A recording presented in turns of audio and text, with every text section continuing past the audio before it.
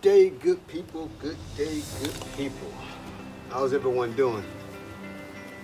Well, I'm out here in the yard and cleaning up some of these weeds. I was talking to this brother the other day. And better yet, let me go back a little bit. You know, what I'm finding interesting is, you don't find very many black Americans here in China, particularly very many of us that are doing what I'm doing, right? And you probably ask, what is it that you do? Well, I do business development. I source products, I export products, I do packaging, labeling, do acting, a lot of community service. So I've been pretty active over here throughout the years, especially when it comes to sourcing products and manufacturing guidelines and things that work that way. But I find it very interesting is that when someone finds, particularly our people, right, finds I'm over here, they always go back, they want to go grab somebody else, which is cool, that similarly has some experience in China, whether they work for a corporation or whether they visited here back in the days, to come on and try to disparage, what I'm doing. Like Malcolm used to say, you always go find that person who try to undermine what somebody's trying to deliver a message. And that message has always been that Black America needs to find a way, organizations in particular, need to engage more with China. And that's always been my pitch. And that's always been my conversation for the most part, whether it's through the arts, entertainment,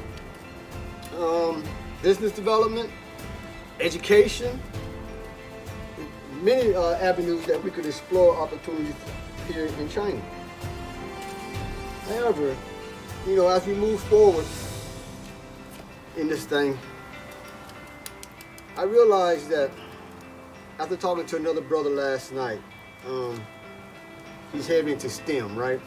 And he was telling me that as far as he knows, he's up in New York, right? As far as he knows is that he's the only one that involved in it, So I wasn't surprised, but yet still I was surprised. The part I wasn't surprised about is that you find individuals like that who are unique in their skills, but for other folks who are not very versed in those areas, they try to undermine you. They try to undermine you, and that's sad. So I'm out here just thinking about that. Wow, why is it that we come to our people with some ideas that could, generate opportunities for us, even improve our situation, even help our kids, and you're always trying to find somebody else, preferably they look like us, that will go and try to undermine what you're trying to do, and then when it's in their hands, they don't do anything with it. They drop the ball, or they just, I got rid of him, I made myself look good, and they don't come back with nothing else. They don't take it a step further. So that's very it's a very interesting concept, I guess. But I guess some of y'all probably could resonate with that. But either way, we're in a period of time, and there's a lot of things getting ready to happen here. It's the fall season, and I hope that we get a chance to really engage more with this country, economically and culturally. When I say culture, I'm talking about, we did art exhibition, we do Juneteenth over here. We should have got more doing people-to-people exchange programs, like maybe a study abroad program, bringing those back. But we got to really get focused and get serious about what's going on over here. I know we're probably not getting as much information, or not being properly informed of what's happening here in China that could benefit Black America, because you have those organizations that they push for us to go in another direction, and when you go in that direction, you always have these federal judges that block what we're trying to achieve.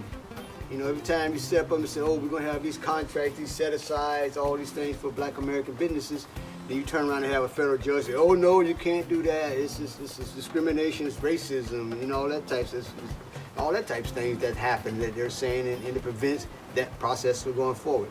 So y'all need to take heed to that, man.